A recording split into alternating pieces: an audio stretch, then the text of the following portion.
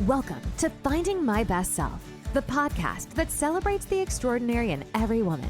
Each week, your host, Pam Rivette, will share practical how-to advice, empowering you with strategies and insights to navigate life's complexities. We'll welcome inspiring guests, women who have defied the odds, transformed obstacles into opportunities, and are redefining what success truly means. From navigating personal and professional challenges to celebrating triumphs in fitness, self-care, and beyond, we explore it all.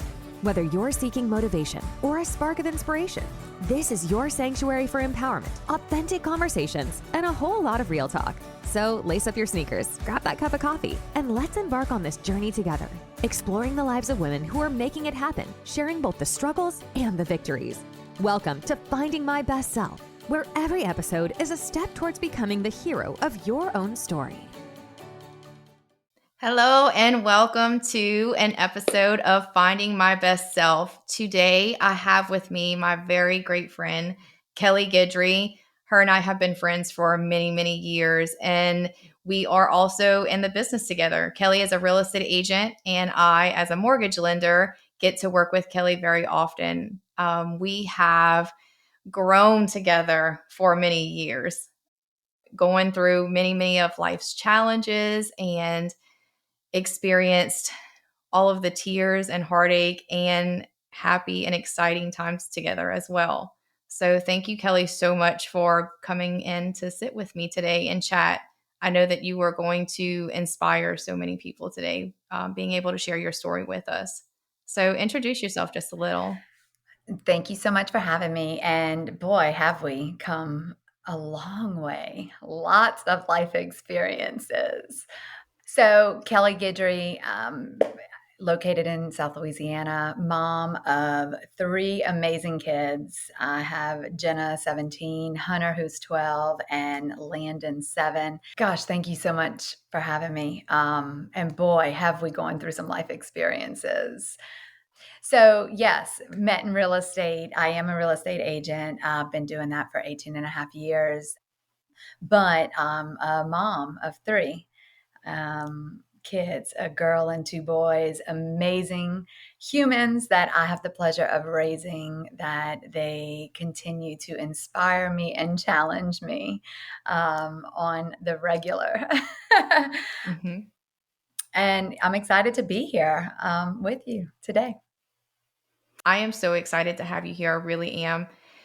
Kelli, I think today what I really want to chat with you about is how far you've come with parenting with the kids, because that is something that I admire about you so much, because I know that you do have the different age ranges in the kids, and it's really hard to try to find that balance in parenting all the different ages, because every child, and girls and boys, because they all need to be parented differently at different points in their life.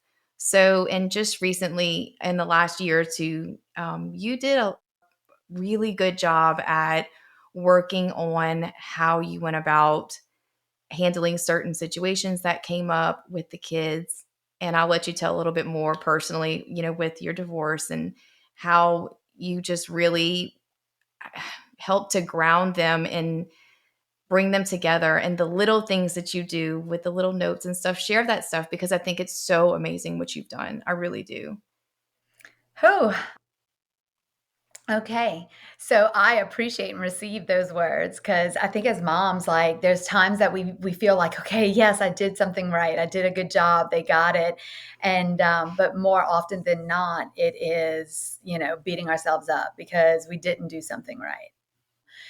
And or we feel like we're falling short in some way, shape, or form. And yeah, so as we shoot this, right, it's 2023. I've been super reflective on all things that this year has brought, and of that, even what I'm thankful for. And I'm thankful for the peaks and valleys. I'm thankful for the highs and lows, and that divorce. So a 12-year marriage, and divorced.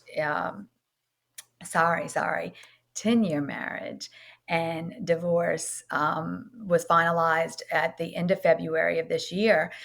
And that, like, was an onset for me of really reestablishing who I was. And I know you asked me about the parenting, but I feel like I almost need to lay a bit of that foundation to get to answer the question that you ultimately asked. And as wives, as mothers, we are naturally, nurturers. Although during that period of time of being married or in my mothering in those younger years, if you would have told me that I was a nurturer, I would have, kind of laughed at you or like given you a crazy look because I didn't really feel like a nurturer. I was kind of like the suck it up, buttercup, let's move right on. And while I still have some of that in me, I can remember a business coach, did a profile of me and it had a little check. And she said, yeah, we see that in mothers. That's the nurturing. I said, that little bitty thing right there, because it wasn't much. So that divorce brought on really learning who I was again, right? And establishing what was the life going to look like that I was creating for myself and for the kids. And what was that going to look like? There were some things that during my marriage that I didn't love the way that I was showing up as a parent. I wasn't doing the very best that I thought that I could. Now, some of that comes from because like I have no idea, for example wise, I come from really young parents themselves and they were doing the best that they could, right? And so there wasn't much of a roadmap. And so I felt like I was flying by the seat of my pants without much of example of what to do or how to do it or how to show up. And my kids are spaced out. It's almost as though I have a pattern. They're all 5 years apart. So my youngest is 7. Then I have a 12-year-old. Both of those are boys, and then a 17-year-old girl. And so it's always at these different stages of life. Most recently, my joke is that I did not realize that I was putting myself in teenage years for a decade. A decade. Mhm. So as soon as like my daughter kind of came out of some of that teenage way of being, right, that we all were. And I miss being a teenager. I knew everything. I thought I knew everything. But as soon as she kind of was coming out of that, then lo and behold, the next one is showing signs of that, preteen. And I'm like, oh no, this is what I did.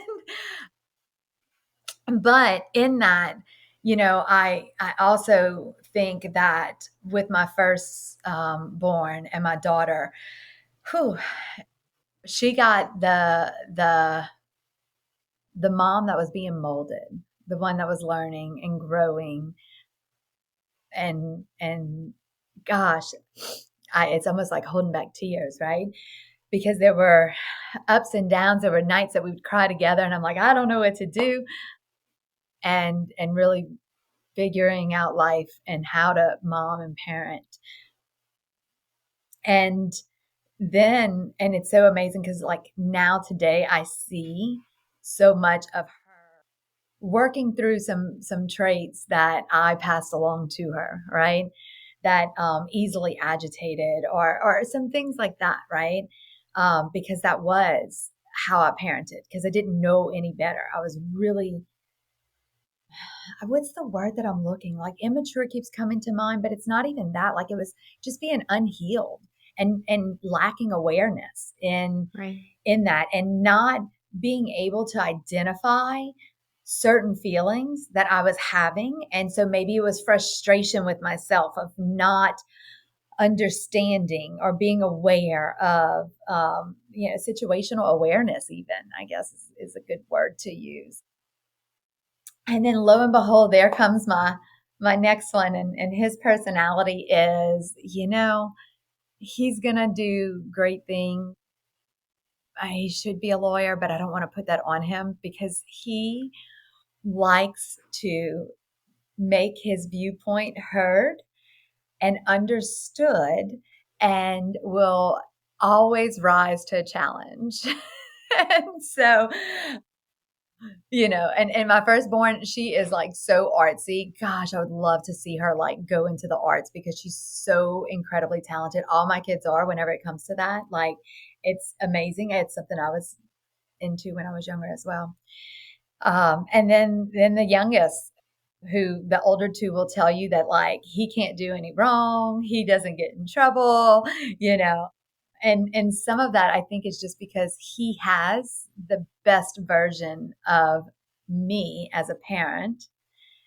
And I was, figuring it out with the first one and still had some figuring out to do with the second. And then by the time the youngest, I'm like, oh, I got this. I understand. I'm a better mom because of it. And so after divorce, what that brought is a lot of emotions, right? For all of us.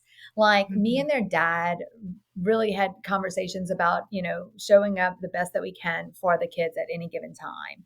And so we always do try with that in mind. During that time, it was rocky. It was reestablishing like what things looked like. It was really tough. Gosh, initially when I first got into my house and rebuilding the space, because I really like, it was empty. It was cold and sterile feeling, right? It wasn't that homey feeling that we had all known in the family house.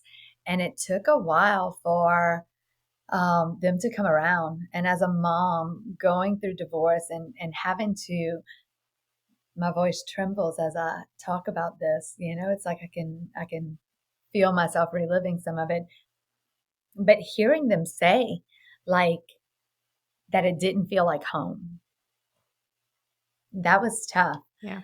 Already I was going from, I had my kids all the time, I saw them every day, to this like 7 and 7 rotation where I wouldn't have them for 7 days. And I kind of felt lost. Like the house would be super quiet and I didn't have them around. I didn't have the noise, the questions, the needing of, people needing me.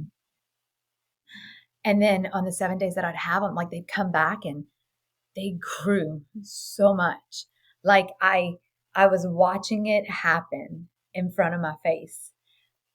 And that was so incredibly impactful and eye-opening, because when we were all in the family home and I was just in it and married and mom, I was running from things that I didn't even realize that I was running from. And my kids were collateral damage in that atmosphere. Like it was just, how do I escape what this is and keep some level of sanity, I guess. I don't know. But in the meantime, driving myself insane and everyone else with it, right? Gosh, I was such a different person then. And so rebuilding what that looked like and what this new norm looked like for us and settling into that, I used the time that the kids weren't with me to really think about what it is that I wanted to provide to them, right? And there are days that, oh my gosh, if you ask them, I still fall short, right? But I think some of what you're talking about is, I turn back and I look because it's sitting on my table. But I had this thought come to me and I'm like, I'm thinking about the kids and yeah, I still message them and we still talk while they're not with me. But like, I think upon them about like how great, of a job that they did with this particular situation, or how they showed up, or the kind words that they said, or the picture that they drew, or the gift that they have, that I want to make sure that I say it to them. And because when we're all together and the weeks are really busy, sometimes I'm not thinking about saying those things, but I do think these amazing things about my kids, and I want to make sure that they know it. And so the only way that I don't know, this thought came upon me, and I went to Target and I bought these glass jars from like the dollar bin, right? That favorite little spot that everybody wants to go. You always stop in and check out when you go to Target. And then I bought 3 different color notepads, kind of like this. And each kid has their different color. And when they weren't with me, I would, and even when they were with me, like it didn't matter. But I started this as a way to kind of heal me in this new norm, but then also make sure that I was speaking life into them. Because while I'm really good at, like, that's a superpower of mine, is seeing something in someone and making sure I tell them, and like really transferring that energy onto them. And what I realized is that while I was good at doing that, maybe I wasn't so great, or really, not that I wasn't so great, but that I wasn't doing that with my children. And so that was a pivotal point for me, that I would write these little notes, and I put them in there. And initially, I didn't even tell them what it was, right? They just had these jars, and I was just waiting. I was waiting for someone to ask me, "What is that, Mom?" And so my daughter was the first one. And so when I told her, and she's like, "Huh." And it was nice to see, right? And I let each one of them at different times, they weren't necessarily in front of one another. It was just private conversations that we would have. But they each ended up discovering that they had these notes in these jars, and so they're able to pick it up and read it at any given time. The youngest would often, before he was reading too, like he'd come and sit on my lap and with the jar, like, "Okay, Mom, let's read some of these." And I always made sure to have some new ones whenever they would come to, I don't want to, I'm going to say come to visit. When they came with me, it's not a visit.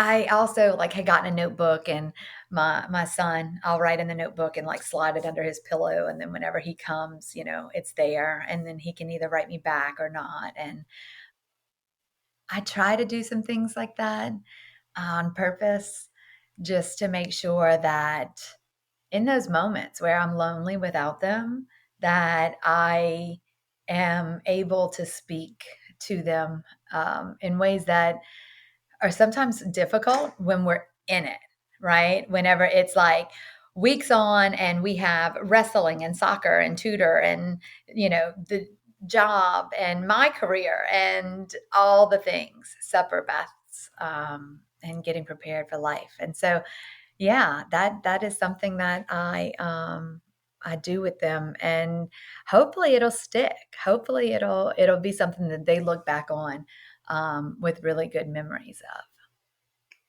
Yeah, I love your sticky notes. And when you started that, I actually implemented it in my own house as well. Because it's something that I do with my husband every day. And I've always done putting little notes in his lunchbox, because I do pack his lunch every morning. But I never really did that for my kids. So when you said you were doing it for the kids, I was like, I should do that too. And now my little one especially loves it. When I was doing it, she kept them, and she literally had them all over the bathroom mirror. She did like a design with them, and she'd go and fix them every day, because Oh, I that's where I would love leave them, on that. their bathroom mirror.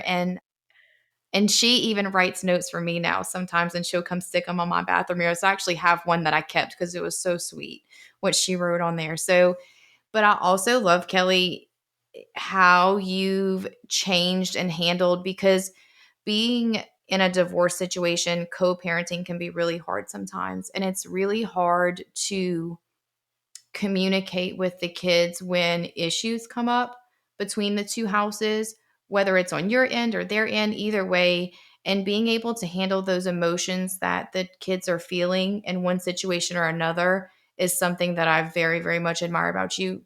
And the way that you take that time to step back and think before you speak, whether it's to the kids or having a conversation with your ex-husband, and just being able to really keep things, what's the word I'm looking for?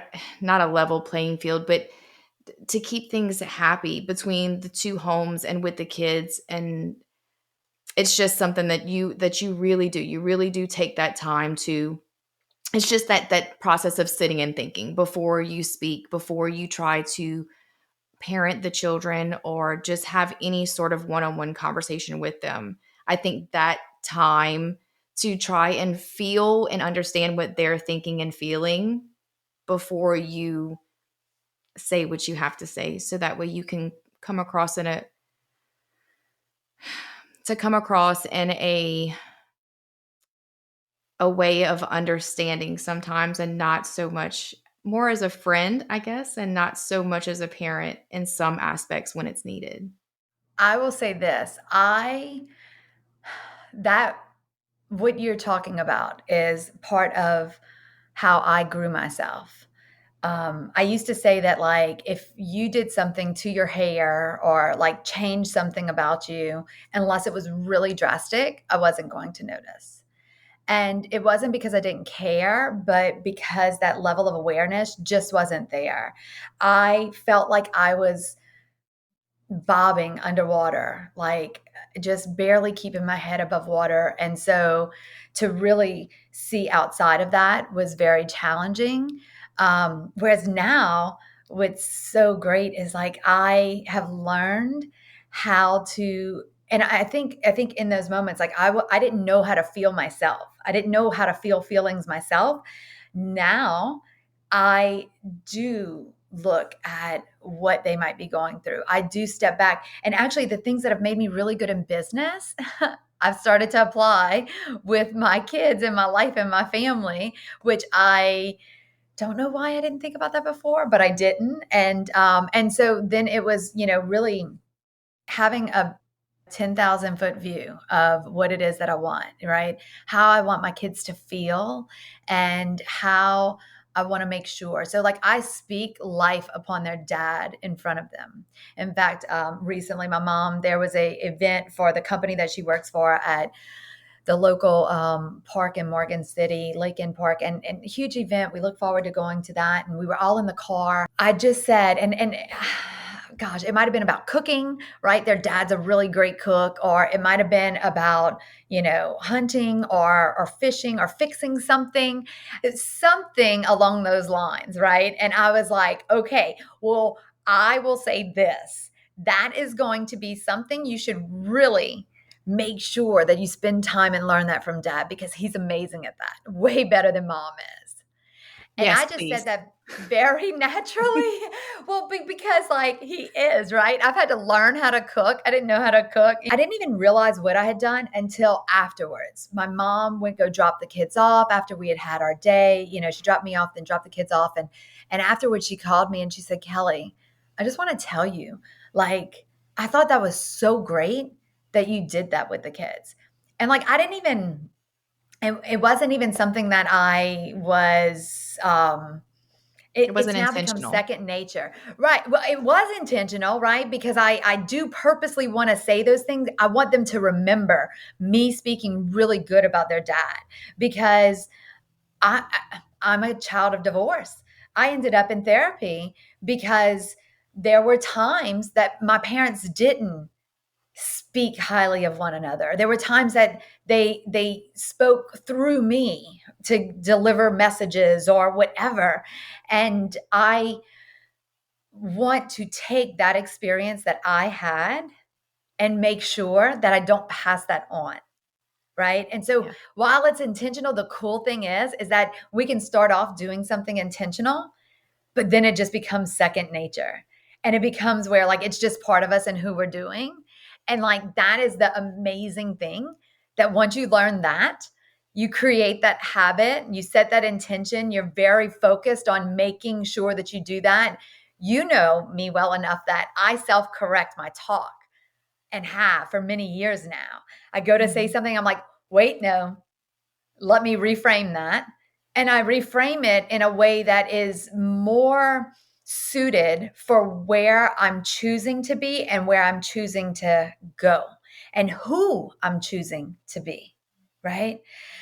And so, yeah, it's important for me that my kids know that. Now, you given me a lot of credit earlier too. And as you were doing that, I'm like, whew, I don't know. If you ask their dad, he might be like, that might not be the case. So, but I do try to show up as best I can with faults, and I'll own my faults. I've gotten really good at, though, whether with their dad or my kids or anyone really. If I have done something that I didn't show up very good, as a matter of fact, you with you, right? I just did this where I had an off day. And so I made sure to circle back to it. And I know it wasn't anything like really, terrible, but I've taken such accountability of my actions and my words that even in something like with you and I were talking about something really great happened for you. And I was like not having a really great day. I was having actually a horrible day. I was wondering if it was a full moon out during the day. Like it was that much. And I was just so like, I can't do this with you. This is what I need, but I'm really excited for you. I don't want my shitty attitude to to ruin the good that you have going on. But I even circled back, right? Because I was like, I need you to know. And thank you so much for being that in that space and time. And so I may show up in some kind of way, but I'm very much, even, my daughter, before they left this last go round, there was some tension there, right? But before she left, I sat down and I was like, hey, I really didn't like all of that, right? That's not how I want to be with you. It's not how I want to show up. And so that was that part of me, them seeing my humanness and trying really hard. Whereas there was a point in time where I really feel like I had a veil over my eyes and that I couldn't see things for what they truly are and what the true purpose of it was. I was so in the weeds with it. And instead of being like heart to heart and coming from that place of that nurture, what really, and that's what I realized, like, that's what was missing. That's what I was meant to get reacquainted with. And I say reacquainted, but to find and to use that as my guide for where and who I want to be. At the end of the day, it's, I guess, again, because I know you so well, it's just the growth that I've seen. Not, I mean, obviously you as a person as well, you have grown as a person leaps and bounds since I first met you many, many years ago, and grown in so many amazing, beautiful ways. But just in your parenting alone, I've seen so many changes. And I commend you on the changes that you've made and the things that you've done and the practices that you've put in place at home. And even when your kids are away from home, that it's just that awareness. It's being aware and being intentional in your thoughts and your words and your actions with them is so important. I was trying to think, because you just said that, how long has it been, right? We're 2023. How old were the kids when we met? We were introduced in, it wasn't long after we had moved back, so it had to have been in 2008 or 9. Yeah, it's been like a while, and I think that and I just wanted to really wrap my head around that, because we've experienced a lot of life. You've experienced me as a young mom, right? Still trying to figure out some things, and then yeah, through the other two, because I don't even know I'd had Hunter yet. I don't think I had my middle yet by that time, because I didn't have him till 2011. So Right. yeah, And then we were yeah. pregnant at the same time for the youngest two. The younger two that Yeah. we both have. We were pregnant around the same time. So yeah, we both went through, being married in, what's the word I'm going to look for? Divorces that had a lot of friction, or marriages that had a lot of friction, and then went through divorces together and children, just a lot. There's been a lot of, and, career changes, or if not career changes, company changes, and just a A lot. lot There's of been life. a lot of Yes. life that has been lived. So we've seen and experienced a lot. So I know I talked with you about this beforehand, to make sure it was something that you were comfortable with sharing. But can you share the most pivotal moment that you feel that you've experienced in your journey thus far to finding your best self? And so when you ask the question like that, there's several things that come to mind, but I'm going to speak about the one that is most recent, because when I reflect back, it's so interesting because there are these like benchmarks that I can clearly identify as, being something that was life changing, and for the good, for the bad, and just whatever. And everything that I go back and think of, it usually is something that like rocked my world. Like those pivotal changes don't come from when things are really great and it's easy. Like Or even the this. little things that happen that you're like, well, man, that sucked, but then you can just kind of pick up and move on. But there are, and yes, and so I should have said that it your most recent pivotal moment, but there are those moments that we face all throughout life when it's like when you hit that hard why, that hard, Yeah. like it's you here you are, like you just hit the, like, which way are you going? And there, like, Yeah. you have no other option. It's So, yeah. So, I mean, I had a couple of those. I had that in my marriage, which ultimately ended up leading to divorce. And so then there was already that of going through and figuring out. I really felt like my back was up against a wall and I blew everything up, and that needed to happen. Right.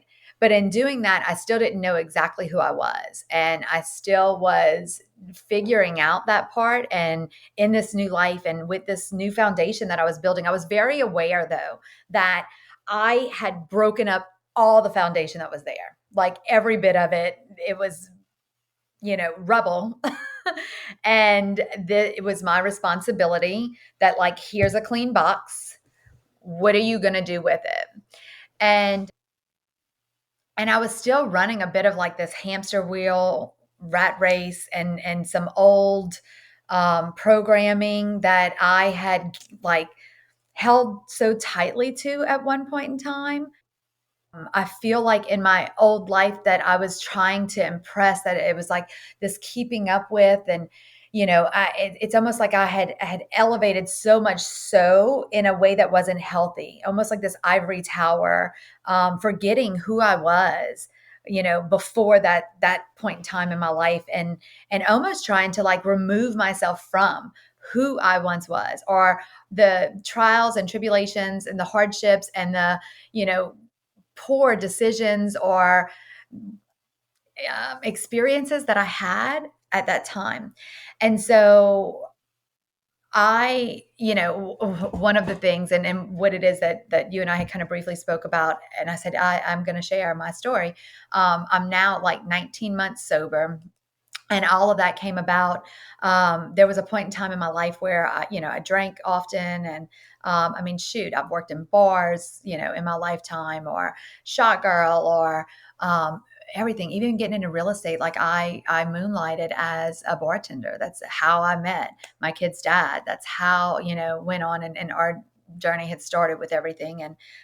And towards the end, and even with the littlest, I was struggling. I wanted to let that part of me go, but sometimes I would still, and it was just this dance. Got divorced, and that, or well, I wasn't even divorced yet. Oh, that's right.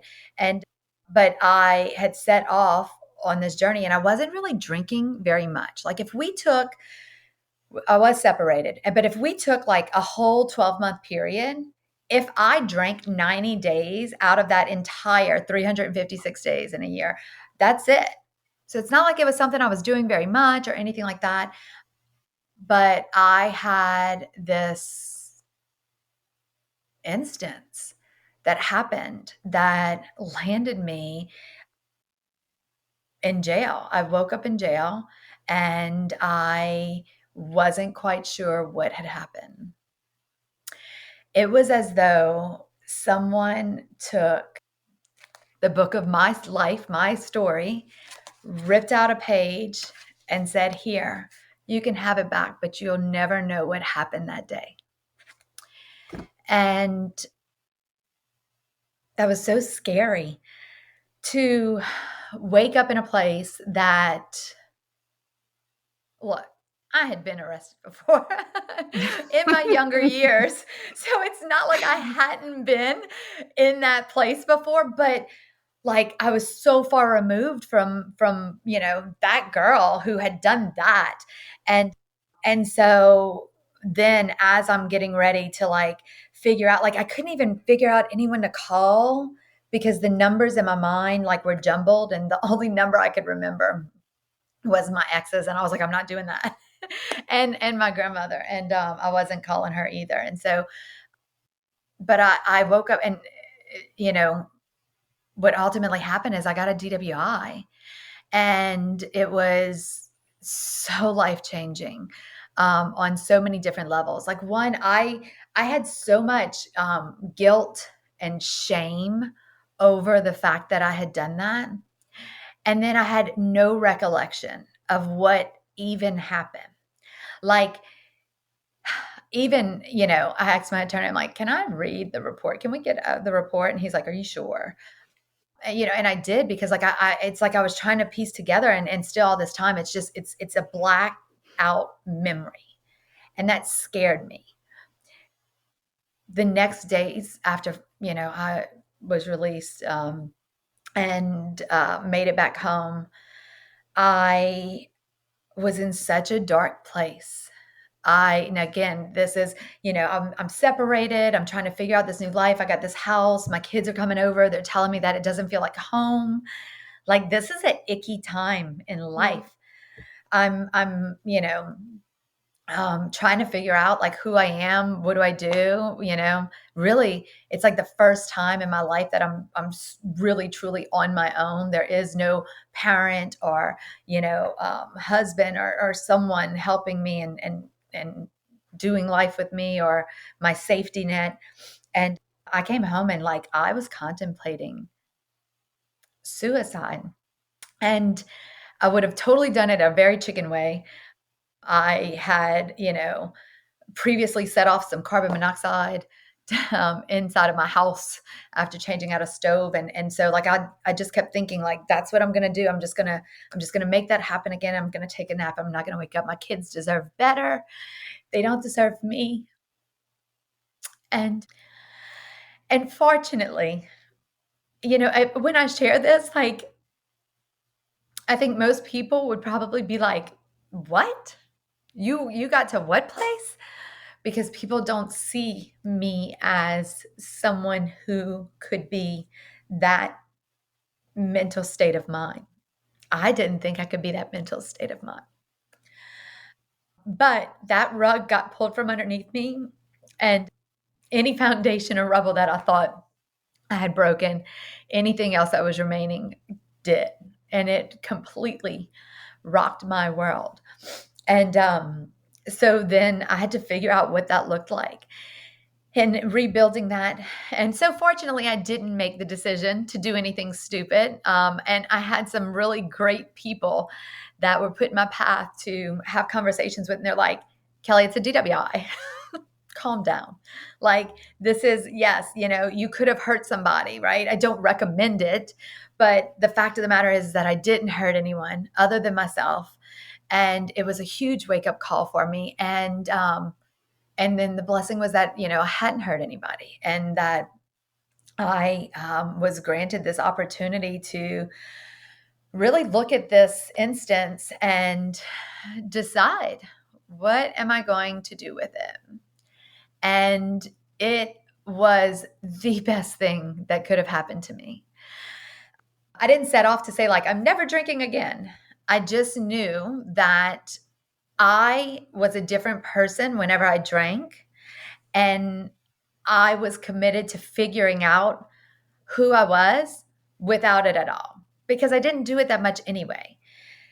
And what I learned through that is that the things that I thought alcohol gave me, right? Because I had already like worked off of not being the person who had a rough day and is like, oh, can't wait to get home and have a glass of wine. Like, I hadn't been that person for a very long time. So I had already worked through that part. But there were times that it was almost like, well, I haven't done that in a while, so let me go and partake, right? But I would start drinking and like I have no off switch.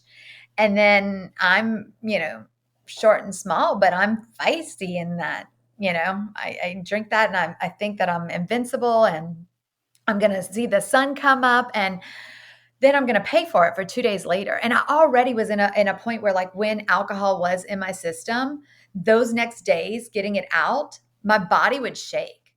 Like that, I thought it was alcoholics who drink every day and detox from it that happens. No, no, no, no, no, no.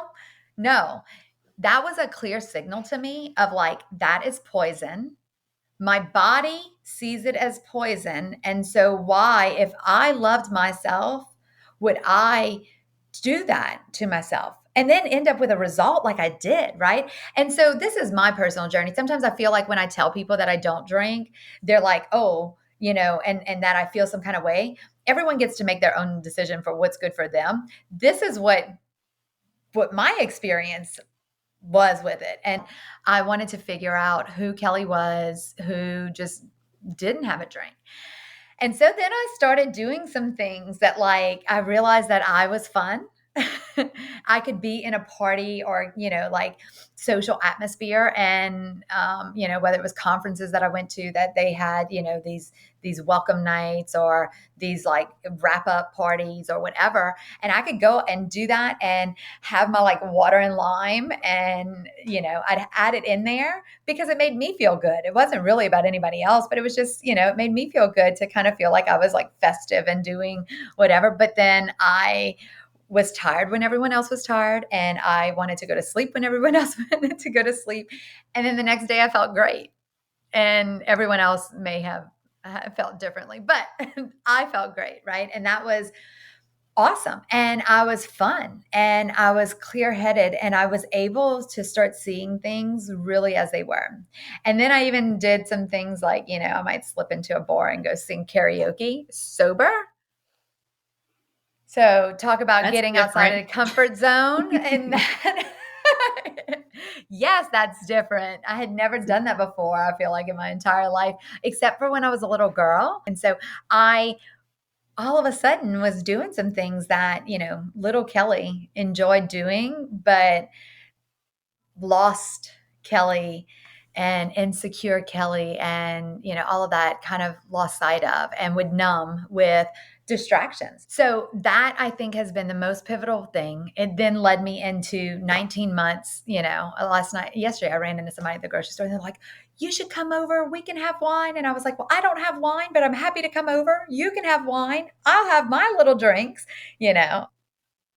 and we can certainly do that." And they were like, "Oh, you don't drink?" And so I did the math and I was like, "Oh, 19 months."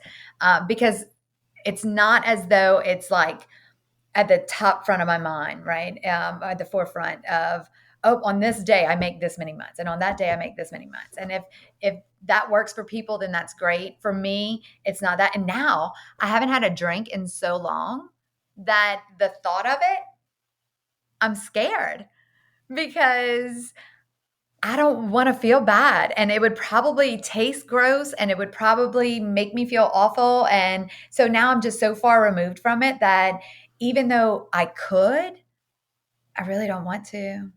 I have no desire for that. And so that, I would say, has been my most pivotal and was so incredible about it. And this is advice that I had picked up on. It wasn't necessarily given to me, but it was just a story that was shared with me that I took this from, is that the most dangerous place to be is to remove ourselves from something really terrible and tragic that happened in our lives.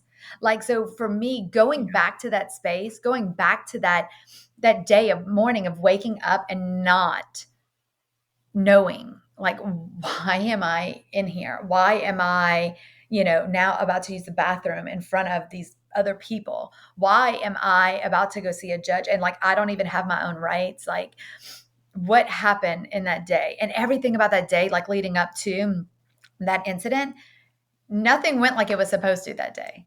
And it wasn't like I was going out to do, like, nothing happened like it was supposed to. But everything happened just like it was supposed to in the bigger picture of things. So I'd have to say that's been my most pivotal. This episode is brought to you by MBS Fitco. Excitement is in the air at MBS Fitco as we prepare for our upcoming launch. We're introducing a line of premium activewear designed to seamlessly fit into both your workout routines and daily life. Our versatile collection is perfect for your workouts and equally suited for your day-to-day tasks, ensuring you look and feel your best, no matter the occasion. It's not just clothing. It's a commitment to self-care and embracing your best self. Be the first to experience the fusion of style, comfort, and functionality. Subscribe to our VIP list and follow us on Facebook, Instagram, and TikTok for insider information and exclusive perks available only on our launch day. Dive into the show notes for all the links you need. MBS Fitco is more than just activewear. It's a lifestyle. Join our community and be part of our exciting journey from day one to celebrate fitness, self-care, and your hero within. Don't just wear it, live it. All right, now let's dive back into this episode. Hey, I'm proud of you for talking about that and opening up and being so vulnerable, because that is something that's very personal and it's hard to share and talk about those things, especially so publicly. So I'm proud of you for speaking about it. I'm proud of you for coming through that. I'm proud of you for still being here, because obviously suicide and having those kind of thoughts is something that no one should ever have to face. And unfortunately, myself, I know what that's like. So it's something very hard to pull yourself out of and to come out so much better on the other side. Because when you do hit that roadblock, it is your choice. What are you going to do? And either you can continue to spiral, or you can make the choice to be and do better. And you've clearly made the choice to be and do better in so many ways. Professionally, as a parent, as a woman, in every aspect of your life, you've grown so much. And so I'm proud of you. I'm very, very proud of you.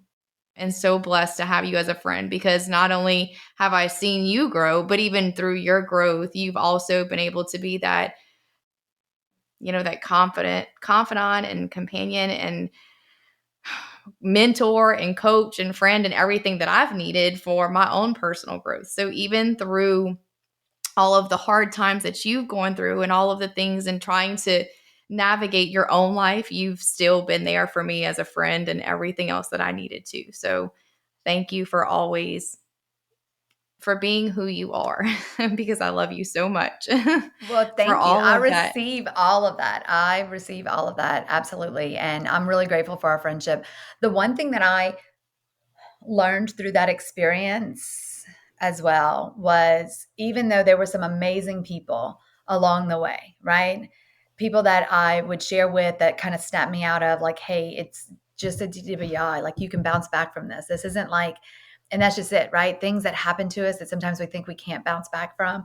There were people, there were lights, and there were beacons along the way that I'm certainly grateful for. However, there was no one else but me that could pull me out. There was no one else but me. And I think that was my biggest lesson through all of it, and my blessing also that I take with me moving forward, that at any point in time, whenever things seem unsettled, whenever I feel like it's about to spin out of control. And when I say that, it could just be that, that feeling like you're on a hamster wheel, like you're being pulled in all these different directions. And, it's out of control. Like, oh my gosh, how do I stop this? That's whenever I know that I'm not focused on what really matters. And that's whenever I have to withdraw. I go in deep, right? This past weekend, I spent time journaling. Do I do it all the time? No, I don't do it all the time. I wish I could say I'm firing on all cylinders and all days. I'm simply not. I know that was one thing we talked about, was like, how do you balance it all? I don't feel like there's really something. I don't believe in balance. I don't think that there's balance. I think that there are days that you feel like, okay, great, I'm going to take on the world. And there's other days that you don't. And I make sure that I have rigged my environment for setting myself up for success when I feel like both.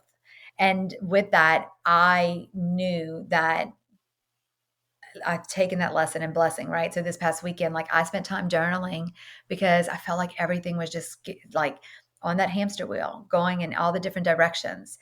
And I needed to call my energy back to me. I needed to get quiet with my thoughts. So I cleared my space, made sure that the space that I was in was a place that it really felt good to be in. And, it's the season right now, the Christmas season. And so I had my like dim lighting from my Christmas tree and the candles burning that had all the warm, cozy scents. And I sat down and I had meditation music playing in the background and just that really good spa-like vibe, and sat with my thoughts. And that can be a challenging thing to do, to quiet yourself, to sit with that. The more you do it, the easier it gets, of course. Yes, it does. But there's times that I still have to like redirect, right? All of a sudden that squirrel comes in and oh wait, and I'm like, no, no, no, no, no.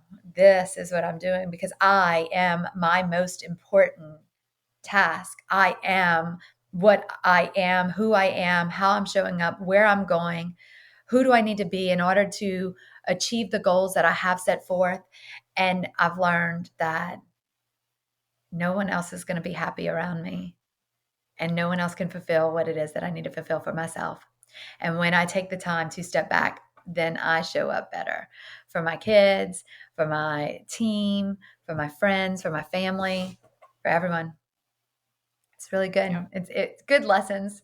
The peaks, the valleys, the highs, the lows, like that is all of what this year has been. And yeah, it's good. Yeah. It's just taking the time again to recognize and acknowledge the thoughts and the feelings that you're having.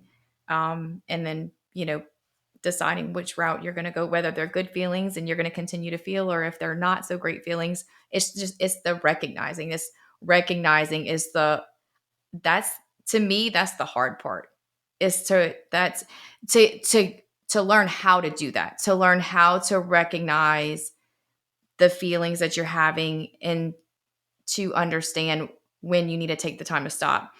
And then doing the journaling and getting down to the bottom of the thoughts, that's hard at first. In my opinion, it was hard at first just because I had never journaled before. So it's that, what do I do? Like, what do you even do the first time that you pick up a journal? And I say, I'm going to journal my thoughts, like dear diary. Like I think of like a little kid, with a book. And so once you get in a groove though, and of doing that, and those first couple of times that you do it, that to me just becomes like a second nature, and it becomes very easy. But it's that, to recognize the thoughts and or the actions or the feelings that you're having, and to say, okay, hold on, I need to take a minute.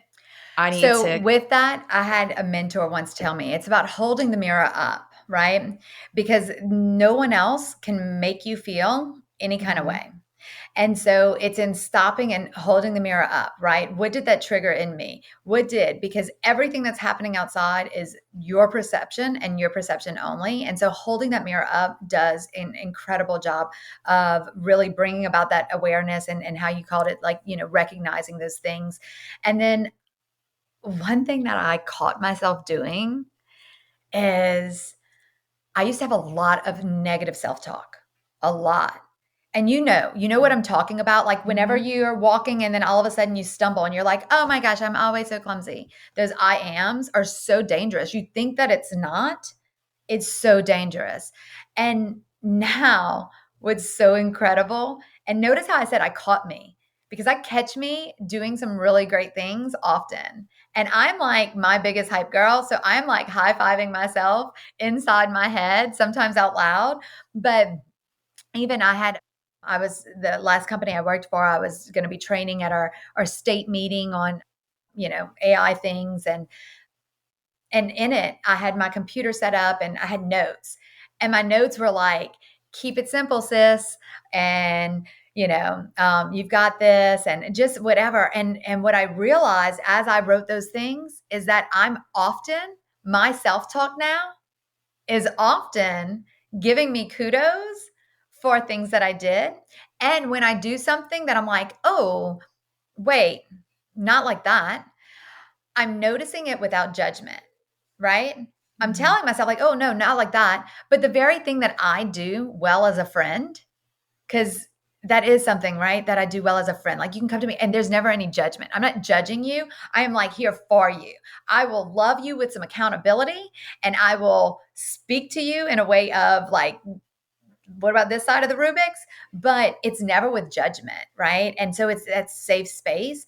And so I've gifted myself that as well. That when something happens and it didn't go the way that I wish it would have, and I could have done something different or tried something different, that's how I look at it. So I come from a place of curiosity, even with myself. And like, I've been embracing that humanness. And so those are the things, right? But I didn't wake up and get this point, right? I didn't go get a DWI and then get to this point.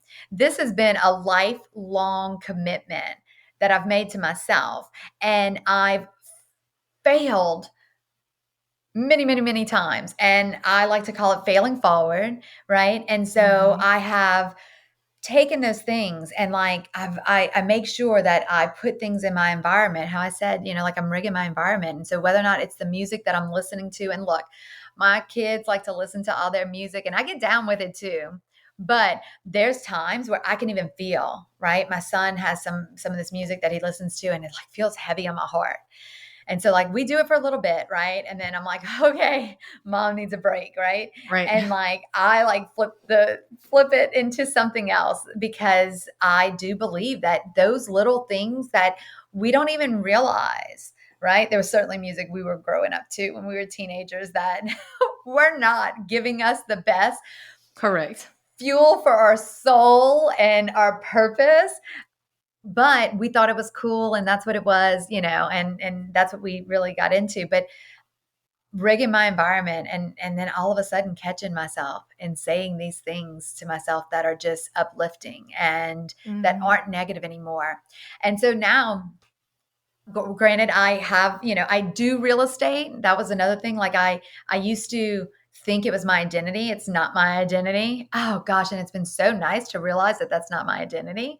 I love what I do, and I'm fortunate to have that, but it's not who I am. It's not the Right. only conversation that I know how to have.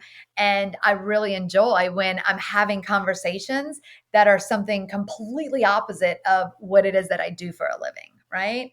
And these heart to heart connections that like ignites me and fuels me in a way.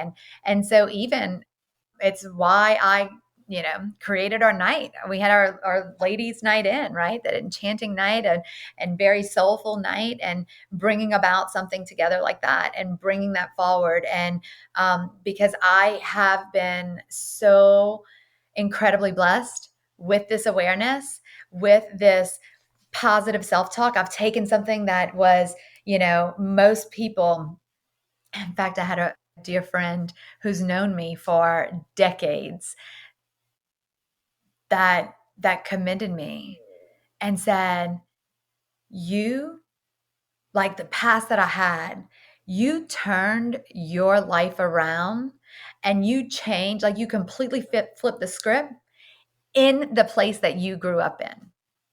Like most people have to move away and go recreate themselves. You did that. I recreated myself, and I've had so many different versions of Kelli. I like to call this one Kelli 2.0. And it is, and I'm embracing all things Kelli 2.0. This has been the best version of myself.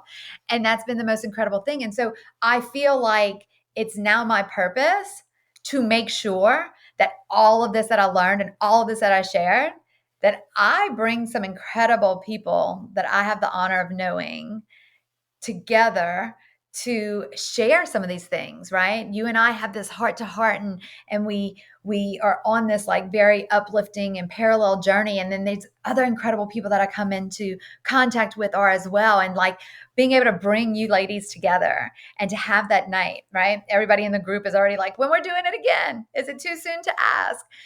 And that just confirms for me how much that's needed and how much it's my responsibility now to share that, my story, and all that that is with the world that I can impact, right? Correct. And that's part of what this podcast is for, Kelli, is because women need other women. because we don't have it enough. And I think people hold back and hold in so much because they feel like no one else understands, or no one else has been there, or they don't have anyone to talk to or have anyone to relate to. And that's so unfair. That's so unfair in life, to not, or to feel like you don't have someone. And I feel that, even if it's through a podcast and if it's not even a one-on-one, but so women can have that story that they can relate to in some way, shape, or form, to know that they're not alone, is what means everything, is to be able to bring women together. And I do want to, and this is, I want to go back just a tad before we close up, because I have one more question for you that I want to end off with. But I do want to bring up, because we were talking about the whole no drinking thing, every time I tell someone about our drinks that we like, they're like, I didn't even know this existed. So I want to share, and this is not sponsored in any way, shape, or form. I am going to talk about it because I believe in them and love them so much. And I know we drink different ones. So for anyone who has quit drinking, or maybe wants to quit drinking, or maybe just wants to cut back on drinking, or if you just want to try them just for fun, there are many types of non-alcoholic beverages out there, many different brands. But I know that we've tried so many of them at this point and kind of picked out our favorites. I personally like the Hios, Hiyo, and they have a few different flavors. They're filled with nootropics and adaptogens and something else. But it is a non-alcoholic seltzer that helps to just kind of make you feel, I guess it's just that chilled out feeling. Just that, how do we equivalent? We say maybe like having a glass of wine after drinking like one or two of them, just that feeling, not a sensation of having a buzz or being drunk or anything like that. Right. It's just that it's very relaxing feeling. So I like to call it sober conscious, right? Because there's most certainly some people that are like toying with the idea, or like they just want to be more conscious about what's happening with that. I know for me, my favorite is Yoro. I hope I'm saying that right. It's Yoro. They're actually, from the New Orleans area. And there's two of them. One's called Surf and one's called Surge. So the effects are a little bit different.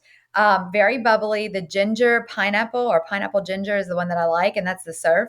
So for me, it takes about 3, and then there's some sort of like herb in there. It has the nootropics and the adaptogens in it as well, and Redolio, or I don't even know how to say it. But for 3, all of us, like after I have 3, I get a little bit more relaxed and giddy. Like I just kind of laugh, and I don't know if it's like the placebo effect or if it really is what's in there, but I like it. I also like Little Saints. But I love just playing around with the different flavors and the different brands. And I've tried hop water, and there's all kinds of them out there. Instagram and all that hear me. And so they like constantly put different brands in front of me to try. There's one Apothecary that I like really, it's been, on my radar to try as well. So yeah, I think those are great. And even at our, my women's event that I did and hosted recently, had several different versions out for everyone to try. And they were just like, I've never heard about this, didn't even know this was a thing. And yeah, I mean, sometimes I put my drinks in like a wine glass to be fancy. And it's not to like imitate that, but the one thing that I learned, for a while, I used to be like, oh no, don't do that. Don't use this. Do that only on a special occasion. Was like, today's a special occasion. I'm a big deal. I want to feel fancy right now, right? And so I'm going to drink my, my Euro non-alcoholic beverage out of a fancy wine glass because I can. Right. And that kind of energy, that kind of flipping around. Yeah, all that does something. Like it's almost like just reaffirming to me how special I am, to me. And it's just that love, that energy and love that I can create within myself. And sometimes I feel like I'm a Care Bear with my light shining out onto people, because I just love where things are at and going. And even on the hard days, on the, things, I really just look at life at like, okay, what is it trying to teach me right now? This is just, it's just a moment. It's not forever, and something is going to be learned. I'm going to take something from this. Correct. There's always a lesson in it. There's always a Yeah. lesson. All right. So before we close out, I have to ask my one question that I'm going to ask at the end of every interview. I'm going to make everyone answer this question because I love it so much. What does finding my best self, the woman beyond the cape, mean to you? What does it mean to be the woman beyond the cape? I really think that it's just a lot of what I talked about. Understanding that I'm human, loving me in all my humanness, and being very introspective on creating that love and energy that I needed when I was a little girl or a teenager, or these different phases of life that I didn't feel like I was receiving, or maybe in how I was showing up. I wasn't even showing up for my own self in those moments.